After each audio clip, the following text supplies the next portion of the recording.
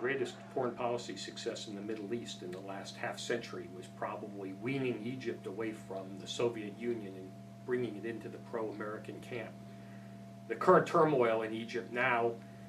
creates the possibility of the greatest catastrophe in U.S. Middle East policy of the last half-century, as there is a distinct possibility that the new leadership that may emerge from this unrest in Egypt will be unsympathetic to the United States and extremely hostile toward our interests throughout the Middle East. Hosni Mubarak has announced that he plans to eventually step down, but we have no idea who is going to take his place. The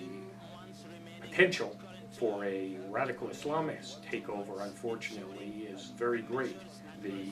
Mubarak regime had been repressing the Muslim Brotherhood,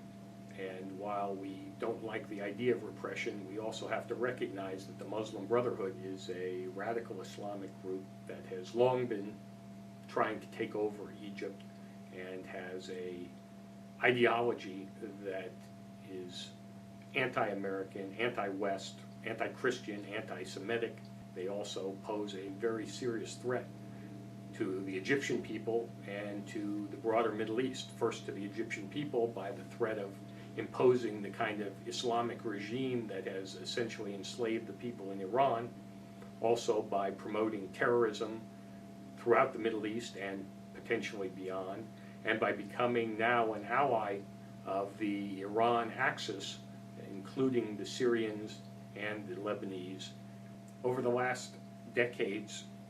we've provided billions of dollars in military aid to Egypt despite them having no external threats. In 2010 alone, we provided $1.3 billion in military aid. During the same period, we've neglected the needs of the Egyptian people as their population has exploded, as they've needed more food, medicine, employment opportunities. We've provided just last year a paltry $250 million in economic aid. And by failing to meet the needs of the people, we now are seeing how serious they have been suffering and how they've blamed their own government and indirectly the United States for not meeting their needs. We now have a chance to correct our mistakes by redirecting our economic aid program so that we give minimal amounts of military assistance and maximal amounts of economic aid to help the people of Egypt build up their economy,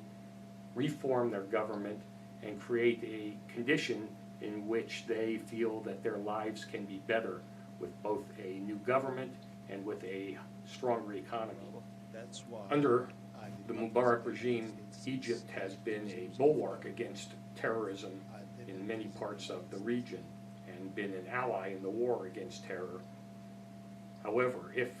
a new regime comes to power, especially one associated with the Muslim Brotherhood, it's possible that the largest Arab country with the largest army supplied by American weapons could now be a major source of terror and could become one of the greatest threats to American interests throughout the region. Therefore, it's especially important that the United States carefully calibrate its response to the current unrest and make sure that in its desire to see freedom and democracy reign, it doesn't make the same mistake that it did in the Palestinian Authority by forcing elections that brought to power the radical Hamas, which undermined much of the peace efforts and stability that the United States hoped to create between Israel and the Palestinians. As it stands, if Egypt does fall to a anti-American regime, the United States will have only three real friends in the Middle East: the Israelis, the Jordanians, and the Gulf states. And now we see growing unrest in Jordan, where the majority of the population is Palestinian, where there is long-time disaffection for the Hashemite regime there, and there is a distinct possibility that Jordan could be the next domino to fall. All of this unrest has serious implications for the State of Israel, which has been working to negotiate a peace agreement with the Palestinians. Now, with the potential threat of Egypt emerging on its southern border, combined with the growing threat from Hezbollah having taken over Lebanon in the north and the continuing belligerency of Syria along the north, it makes it extremely difficult for Israel to consider any additional territorial compromises to be surrounded with enemies as it was prior to 1967. And in those circumstances, it's hard to see how Israel will be able to pursue a peace agreement with the Palestinians, which would allow them to be completely encircled by potential enemies. Israel also, like other regimes, has to worry about the commitment of the United States now that it sees how the United States was not willing to support its longtime ally, Hosni Mubarak, and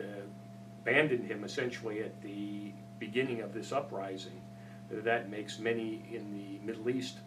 very uncomfortable and question whether, if they are also at risk or asked to take great risks, whether the United States will ultimately back them when the chips are down.